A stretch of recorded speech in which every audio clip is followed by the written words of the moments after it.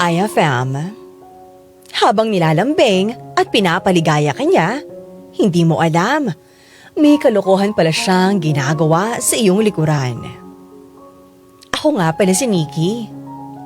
33 years old, isang housewife at laging nakikinig sa Dear IFM. Maganda Mayora ang mga kwentong napapakinggan ko sa radio program mo. Kinikilig ako at madalas nakaka-relate din ako. Mas gusto ko ngang makinig na lang ng mga drama sa radyo kaysa manood ng mga teleserye sa TV o pelikula sa sinihan. Naisip ko tuloy kung ano kaya ang pakiramdam na ang sariling kwento ko naman ang mapapakinggan ko sa radyo. Kaya naman excited na akong ibahagi sa inyo ang karanasan ko sa aking asawa at sana'y mag-enjoy kayo habang pinapakinggan ang kwento ko. Hayop ka, Mario! Hindi mo talaga mapigilan yung sarili mo? Ayaw mo talagang magtino? Oh, Nikki, mahal, ano na naman bang problema mo? Aga-aga nagagalit ka na agad eh. Nagtataka ka pa kung bakit ako magagalit, ha? Sino bang matutuwa dito? Nakikipag-usap ka na naman sa ibang babae! Patingin nga. Nikki naman no, pinakikailaman mo yung cellphone ko eh. Eh kasi, kung hindi ko titignan yung cellphone mo, hindi ko malalaman yung kalokohan mo! Ay, ikaw talaga. Nakita mo naman yung pangalan ng kausap ko eh. Jackson yung nakalagay dyan no. Sa tingin mo ba, babae yan? Siyempre! Gagamit ka pa ng pangalan ng lalaki para hindi ka mahalata. Akala mo ba makakalusot ka pa sa akin? Ay, alam mo, pag-usapan natin na maayos to. Huwag nating idaan agad sa init ng ulo. Uy! Bakit hawak mo yung gunting? Bitawan mo yan! Baka madali mo ko niyan eh! Sige! Subukan mong lumapit. Gugupitin ko talaga yung Junjun mo kapag dumikit ka sa akin. Huwag naman. Delikado yan eh. Sige ka, kapag nagupit mo si Junjun eh, wala na tayong happy time. Eh wala kang pakialam. Iba naman yung makikinabang dyan eh. Mas maganda pa kung putulin ko na lang yan. Konting hinahon lang. Masyado kang mainit eh. Chill ka lang, mahal. Wala namang hindi madadaan sa maayos na usapan. At konting lambingan. Eh lagi ka na lang kasing ganyan.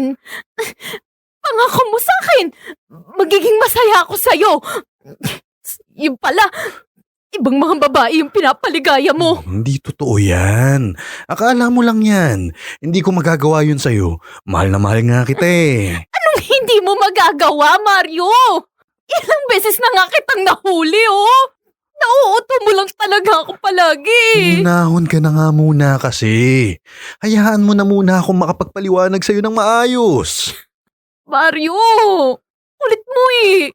Sabi ko sa'yo, huwag kang lalapit sa akin. Nikki, lumalapit ako sa'yo dahil mahal kita.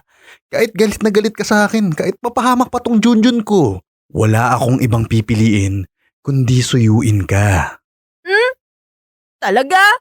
Ganun mo talaga ako kamahal? Oo naman. Kaya ang mabuti pa, bitawan mo na yung gunting. Sa akin ka na lang humawak at yumakap.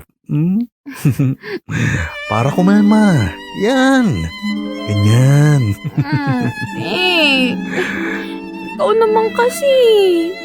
Lagi ka na lang natutukso sa ibang babae. Pasensya ka na ha. Ganun lang talaga ako eh. Kung minsan, nadidistract ako. Pero sorry na. Babawi na lang ako sa'yo ha. Ayoko na. Paulit-ulit ka na lang eh. Lagi na lang akong nasasaktan. Ano naman eh. Kinakausap ka po. Mamaya na yung usapan. Mainit yung ulo mo eh. Kaya palalamigin ko na lang para hindi tayo nag-aaway. Nalulungkot ako kapag galit ka sa akin eh. O sige, huwag ka na magtampo. Punta na tayo sa kwarto. Ulit-ulit na lang yung ganitong eksena sa aming relasyon ni Mario. Kapag nahuhuli ko siyang nambababae, nilalambing niya ako at dinediretso niya ako sa loob ng aming kwarto. Nawawala agad yung init ng ulo ko kasi napakagaling sa romansa ng aking asawa. At ito talaga yung hinahanap ko kay Mario. Yung binibigyan niya ako ng atensyon at pinapaligayan niya ako. Kaya kahit ang dami na niyang kasalanan sa akin, napapalagpas ko. Nawawala na sa isipan kong may ibang babaeng nagpapasaya rin sa kanya. Ewan ko ba? Siguro, ang dali ko lang talagang magpatawad dahil nga mahal na mahal ko siya. Yung tipong di baling lokohin niya ako. Basta, nilalambing pa rin niya ako. Wala na siyang atraso sa akin, Mayora. Kung minsan nga, parang wala na rin akong pakialam. Kahit na nahuhuli na rin ng ibang taong niloloko ulit ako ng aking asawa.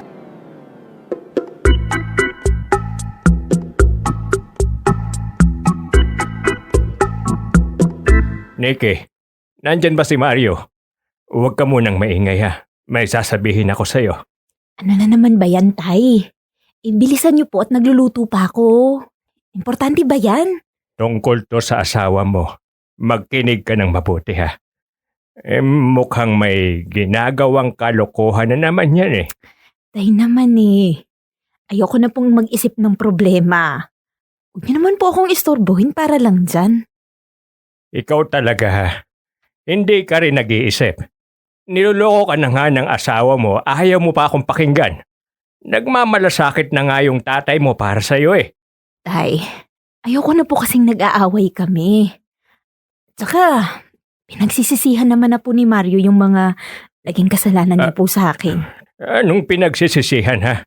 Nakita ko kagabi ang lalaking yan. Nasa bar. May ka-table pang magandang babae. Sigurado po ba kayo dyan, Tay? Baka naman ginagawa niyo lang ng kwento yung asawa ko, ha? Alam kong dati pa hindi niyo na siya paborito. At bakit naman ako magsisinungaling sa'yo ha? Anong mapapala ko? Kaya ko to sinasabi sa'yo para hindi ka niya naloloko. Ano niyo po nakita si Mario sa bar? Nakakapagtaka lang po eh. Hindi niyo naman po siya nakikita kung hindi rin po kayo nagpunta doon, di ba? Anak naman eh. Ako yung hinuhuli mo eh. Ang pag-usapan natin yung asawa mo, hindi ako. Ay, nako, si tatay. Alam ba ni nanay yan, ha? Ay, Oh, ikaw talaga kapag ito nakarating kay nanay. Nako, lagot ka talaga. huwag ka na lang maingay sa nanay mo ha.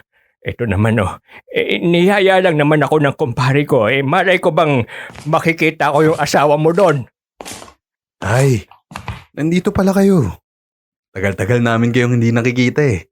Kumusta na po kayo? Ayos lang naman. Ayos lang ako, Mario. Kaya lang po, parang matindi yata yung pinag-uusapan nyo ni Nikki eh. May problema po ba? Ay, wala naman. Sige na, aalis na ako. Aalis na po ba kayo agad? Kakarating nyo pa lang po ah. Di ba? Huwag na po muna kayong umalis, tayo dito na muna kayo.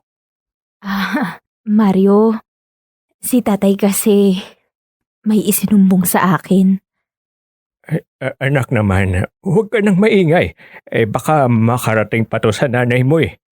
Mario, nakita ka raw ni tatay sa bar. Kagabi. May ka-table ka pa raw na magandang babae. Totoo ba? Si tatay talaga oh. Kung sino-sino yung nakikita sa bar, baka kamukha ko lang yun. Hindi ako yun. Tsaka anong ginagawa nyo dun? Kayo po talaga tayo. Wala lang naman yun. Niyaya lang ako ng kumpare ko doon. Pero, ikaw talaga yung nakita ko eh. Ganun po ba, tay? O sige po, ganito na lang. Bigyan ko po kayo ng 5,000 para may panggastos kayo. Paminsan-minsan, kayo naman yung magyaya sa kumpare niyan. Nako, salamat anak. Mario, ano bang saktong-sakto to? Paubos na yung pera ko eh. Sa tingin niyo po ba, tay, ako talaga yung nakita niyo sa bar? Sigurado po ba kayo sa nakita niyo? Nako iho, ang totoo niyan, hindi talaga ako sigurado kung ikaw yun. Alam mo namang malabo na rin yung mga mata ko eh. Tingin ko nga, hindi nga ikaw yun. Tsaka kilala kita. Hindi mo naman ugaling pumunta sa ganong lugar, di ba? Ang bait mo talaga, anak. Sa susunod ulit, ha?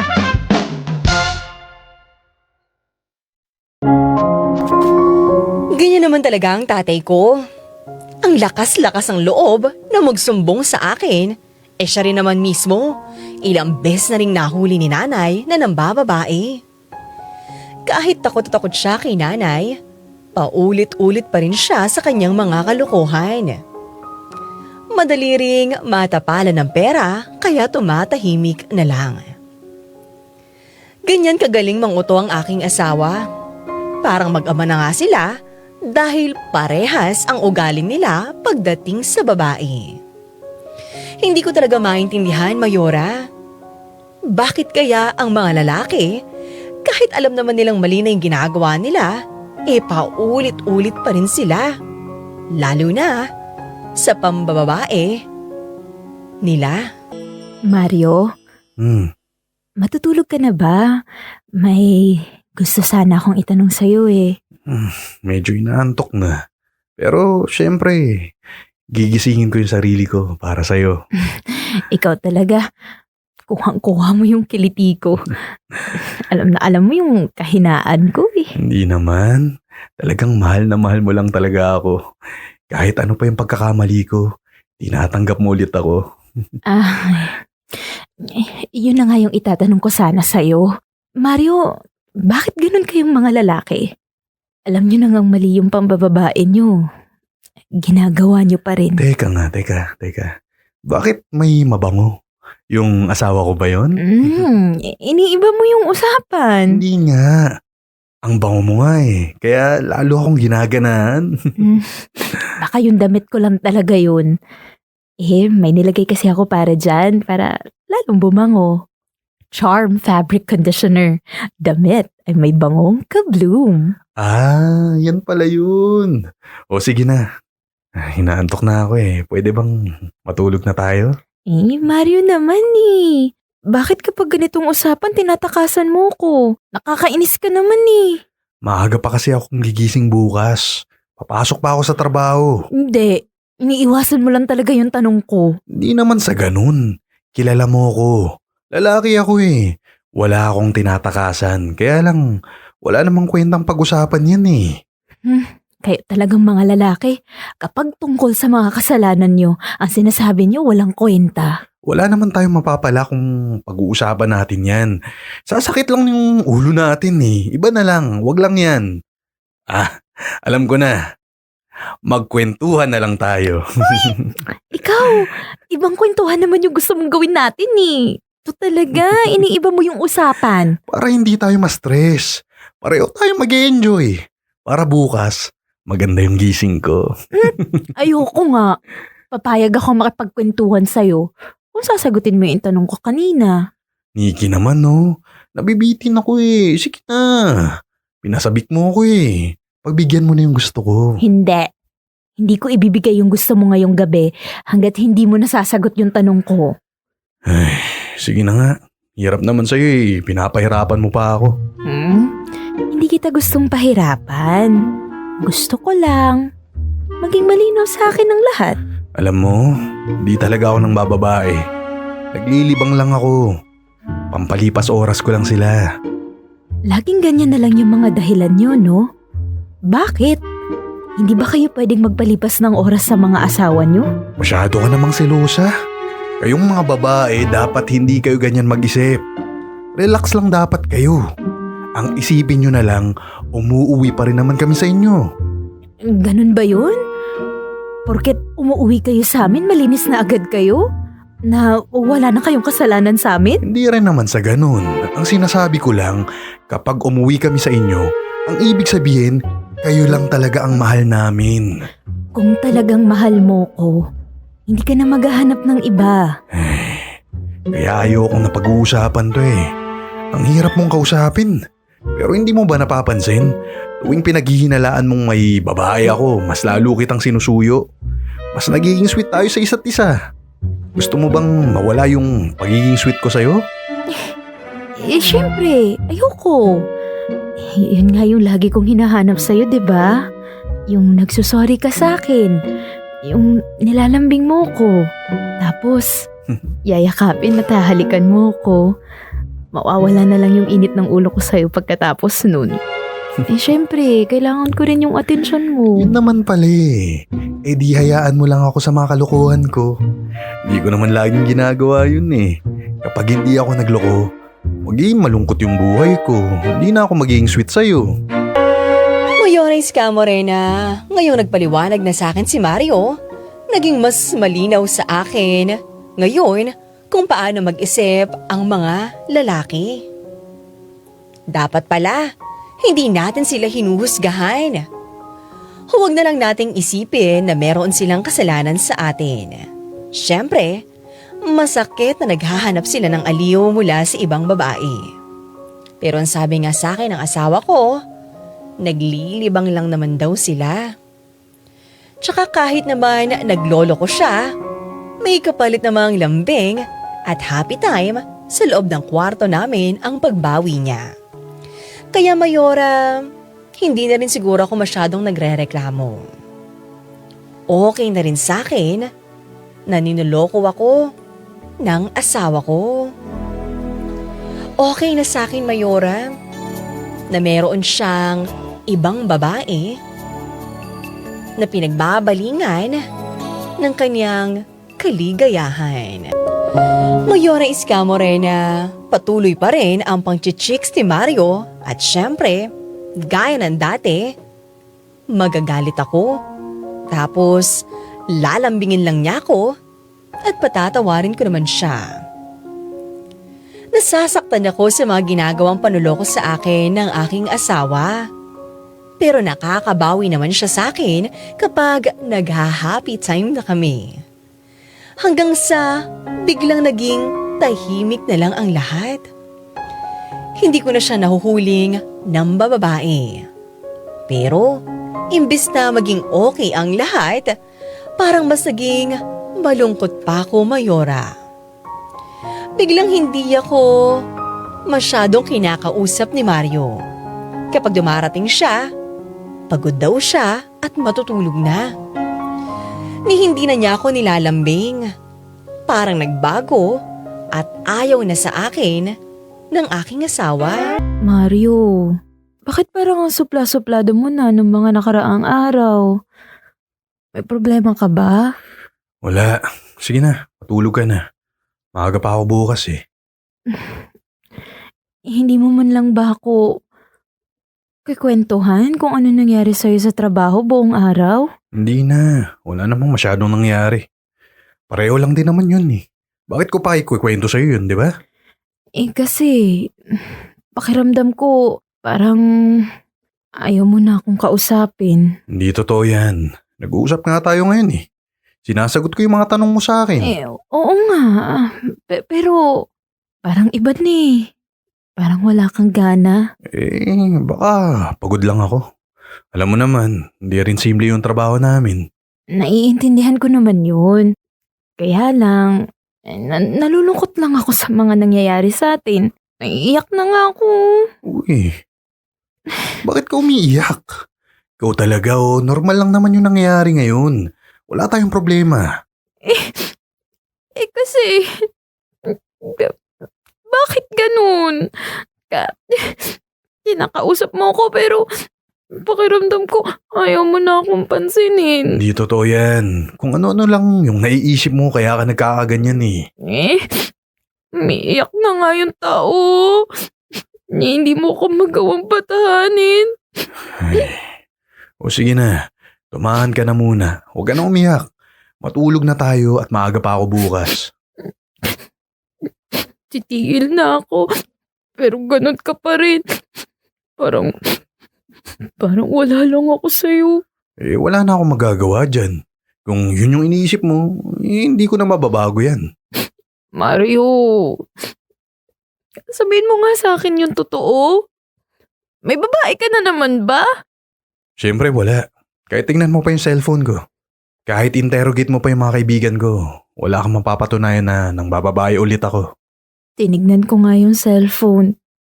Wala naman ako nakitang kahina-hinala. Siguro nga, nagsasabi ka na nga ng totoo. Yun naman pala eh. O sige na, matulog na tayo. Huwag na nating pag-aksayan ng oras yan. Wala naman akong kasalanan sa'yo eh. Bakit ganon, Mario? Kapag may kasalanan ka sa akin, pinapakalma mo ko. Sinusuyo mo ko. Sobrang sweet mo pa. Pero ngayon, kung kailan wala kang babae, Parang wala ka nang pakialam sa akin. Parinig na nga ako, Mayora, pero wala pa rin ginawa si Mario. Tinulugan na naman ako ng aking asawa. Madalas kapag ganyang nagpaparamdam ako, sinusuyo at nilalambing ako ni Mario. Niyayaya na niya ako ng happy time para hindi na ako maghinala pa sa kanya. Pero ngayon parang wala lang. Parang wala na siyang pakialam. Hindi ako makapaniwalang sasabihin ko ito pero sa totoo lang, parang mas magandang nambabae na lang ulit siya. At least, kapag nahuhuli ko siya at nagagalit ako sa kanya, nagiging sweet pa rin siya sa akin. Binibigyan niya ako ng atensyon. Mas pipiliin ko nang niloloko niya ako kesa nararamdaman kong parang binabalewala ko ni Mario. Hay naku, Nikki! Hindi ko na talaga alam kung anong gagawin ko sa asawa ko. Bakit, Mia? Ano bang atraso sa'yo ng asawa mo? Mukhang pareho tayong may problema sa kanila eh. Hay nako, hanggang ngayon nang bababae pa rin siya. Ilang beses ko na siyang nahuli pero hindi pa rin siya tumitigil sa kalokohan niya. Baka naman. Akala mo lang yun, ganun, malay mo. Mali yung hinala mo. Paano naman ako magkakamali? Kitang-kita ng dalawang mata ko. Ako nga mismo yung nakahuli sa kanila sa mismong bahay pa namin. Talaga? Di anong ginawa mo? Di malamang sinabunot ako yung babaeng malandi. Hinila ko palabas ng bahay, sinipa ko pa. Naku, gigil na gigil talaga ako. Anong ginawa ng asawa mo? Sinuyong ka ba niya? Di natural. Lahat ng pang-uutog ginawa niya. Ano bang mailulusot niya sa akin? Kitang-kita ko yung kademonyohan nilang dalawa. Mabuti ka pa. Niloloko ng asawa. Sana ako rin. Ano, Nikki? Alam mo ba yung mga sinasabi mo? Oo naman. Okay lang. Nalolokohin niya ako. Nababaliw ka na ba? Sino namang matinong babae yung magkakagusto na nagtataksil yung asawa niya? Hindi naman sa ganun yun. Hindi ko alam kung maiintindihan mo ko. Pero naiinggit ako sa'yo. Ngayon kasi, tinutino ng asawa ko eh. Ayaw mo ba yun? Mabait ngayon yung asawa mo? Wala siyang ginagawang kalokohan sa'yo? Oo nga. Mabait nga siya. Hindi siya ng bababae. Pero hindi rin siya sweet sa akin. Ay nako, Nikki. Magpasalamat ka na lang at hindi nagtataksil sa yung asawa mo. Naririnig mo ba yung sarili mo? Naiintindihan mo ba kung ano yung lumalabas sa bibig mo? Ewan ko ba, Mia? Hindi ko na rin maintindihan yung sarili ko. Kapag nang bababae dati si Mario, sinusuyo at nilalambing niya ako. Ngayon namang matino na siya. Hindi na niya ginagawa sa akin yun. Hindi na siya halos namamansin. Naging malamig na siya sa akin. Dapat masaya ako, 'di ba? Kasi hindi na ako niloloko ng asawa ko pero parang mas nalulungkot pa ako. Alam mo, dapat nga maging malungkot ka. O nga eh. Hindi na kasi sweet sa akin yung asawa ko. Paano ko kaya may babalik yun? Hindi yun yung dahilan kung ba't dapat kang malungkot. Nikki naman, mag-isip ka nga. Dapat mas naghihinala ka ngayon. Bakit ako manghihinala? Wala nga siyang ginagawang mali, di ba? Wala akong ebidensyang nagbababae siya. Bakit? Hindi pa ba sapat na dahilan yung nanlalamig siya sa'yo at hindi ka na niya halos pinapansin? Dapat mas lalo mong iniisip na may babae siya, tanga. Ito naman, kung makatanga ka naman sa akin. Ganun ba yun? Intindihin mo na lang ako. Hinahanap-hanap ko lang naman yung sweetness tsaka yung mga paglalambing ng asawa ko sa akin. Mukhang hindi na ikaw yung nilalambing niya. Hinayaan mo eh. Ikaw talaga, imbis na maghinala ka, nalungkot ka pa dahil di ka na niya niloloko. Ewan ko sa'yo, di ka ba nakakahalata? Inuutakan ka na ng asawa mo.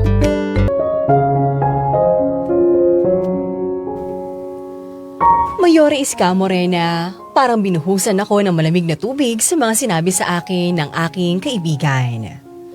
Bakit ba hindi ko agad naisip yun?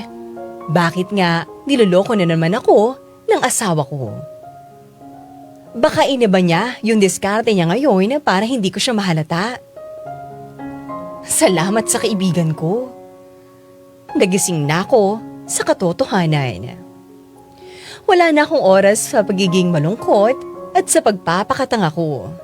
Kailangan, kumilos na ako dahil mukhang inuutakan na nga ako ni Mario. marami naman akong oras. Kailangan mahuli ko sila sa akto. Kailangan malaman ko kung ano talaga ang ginagawa ng asawa ko. Pasensya ka na. Mabilis lang tayo ngayon. Kailangan kong umuwi na maaga eh. Babawi lang muna ako sa asawa ko. Baka nakakaramdam na eh. Mahirap na. O sige na. Pasok na tayo sa loob. Hayop ka, Mario? Nandito ka lang pala? Ang akala ko nagtinong ka na, hindi ba pala? Nikki, anong ginagawa mo dito? Magpapaliwanag ako. Para ano pa? Ano pang ipapaliwanag mo sa akin, ha? Kitang-kita ko kung paano mo akbayan, yakapin, at halikan tong mananding Rachel. Sige na, tumakbo ka na. Ako nang bahala sa asawa ko. Bilisan mo at masamang magalit to. Hoy! Bumalik ka nitong babae ka! Ang landi-landi mo! Wala ka bang konsensya? Naninira ka ng Nikki naman. Huwag kang magwala dito. Nakakahiya sa mga ibang tao. Pinagtitinginan na tayo. Ikaw! Hindi ka ba nahihiya sa akin, ha? Sa mga anak natin? Hindi mo talaga mapigilan yung sarili mo? Minahon ka na muna. Umuwi muna tayo sa atin. Doon na lang natin pag-usapan to. Hindi! Pumaparaan ka na naman eh. Ngayon ka magpaliwanag. Ayos ka rin eh, no? Ginalingan mo pa yung pagtago ng ebidensya para hindi kita mahuli? Rachel pala, ha? Pangalan ng babae mo? Hindi nga ako sigurado kung yun yung pangalan niya eh. Ano yun? Nalilito ka na sa mga pangalan nila? Ha? Ano bang ibig mo sabihin? May mga ibang babae pa? Wala naman ako magagawa. Ang dami nila eh. Hindi ko rin naman sila matanggihan. Kumbaga, palay na nga yung lumalapit. Kaya ano? Tinuka mo naman! Ay! Nayop ka talaga! Uy! Kapal ka ba na mukha mo? Teka lang! Uminahon ka lang muna. Sorry na. Babawi muna ako sa'yo, ha? Ilang beses ko nung narinig sa'yo yan! Paulit-ulit na lang, Mario! Ang akala ko, wala ka nang ginagawang kalokohan! Yung pala, inutakan mo lang ako! Sorry na nga, ha? Sorry na! Tama, aray! Tama na, masakit na eh! Aray, kumalma ka na muna. Nagsisisi na nga ako eh. Huwag ka na magwala. Gusto mo bang nakikita ka ng mga taong ganyan ka? Pwede ba? Gusto mo akong hawakan? Lumayo ka, huwag mo ko yakapin! Di mo na ako madadaan sa mga ganyan. Sinusuyo na nga kita eh. Ilalambing ka na. Kalma na, sige na. Baka pumangit ka kapag lagi kang galit. Sige ka. Ayoko mangyari yun eh. Ang ganda-ganda mo eh. Ikaw kasi. Paulit-ulit mo na lang ginagawa sa akin to. Akala ko nagbago ka na. Hindi pa rin pala. Alam mo naman eh. Kaya ako lang naman ginagawa to para sa'yo. Mahal na mahal naman kita eh. Ha? Anong ibig mong sabihin? Sinadya mo talaga to? Oo. Alam ko kasing makakaramdam ka eh. At kapag nauhuli mo ako, sinusuyo kita, nilalambing kita. Yun naman yung gusto mong ginagawa ko sa'yo, di ba? Kaya nagpahuli talaga ako sa'yo ng bababae ako. Ha? Ganun ba? Oo nga eh. Namimiss ko na nga yung sweetness mo. Matagal ko nang hinahanap-hanap yun sa'yo. Yun naman pala eh. Hindi, masok na tayo sa motel para mabalik natin yung lambingan natin. Pero, bago muna natin gawin yan, dadakpain at pipisilin ko muna yung rambutan mo! Nikki! Masakit ba? Ha, Mario? Tama na! Kasalanan mo yan eh! Ang akala mo siguro, mauupo mo pa ako! Pues, hindi na ako madadala ng paglalambing mo! Hindi mo na ako malalakad! Ang akala siguro ni Mario, madadala pa niya ako sa mga pang-uuto niya. Hindi nagagana sa akin ngayon yun, Mayora. Kapag niloko na niya ako, hindi na niya ako madadaan sa romansa. Sisiguraduhin kong mananagot na siya. Sa ngayon, bumalik na yung pagiging malambing sa akin ni Mario. Takot na siya ngayon sa akin. Dahil di na ako naniniwala rin sa kanyang mga sinasabi. Bantay sarado na siya sa akin ngayon. Siya na nga yung nagmamakaawa na mag-happy time kami dahil hindi mo na ako pumapayag. Natitiis ko pa naman, Mayora, kahit na namimiss ko na rin naman yung ginagawa naming dalawa. Gusto ko kasi siyang turuan muna ng leksyon at pagbayaran muna niya ang lahat ng kanyang kasalanan sa akin. Hanggang dito na lang muna, Mayora Iska Morena. Hanggang sa muli, nagpapasalamat, Nikki.